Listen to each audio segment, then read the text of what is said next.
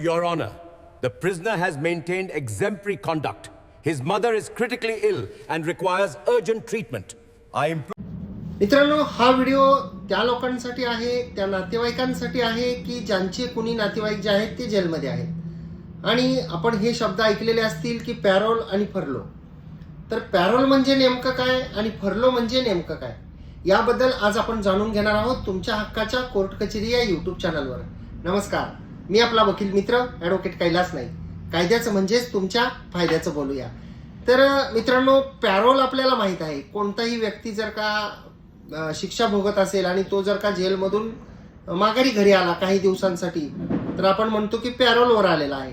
परंतु तो ॲक्च्युली पॅरोलवर आलेला आहे का फर्लोवर आलेला आहे.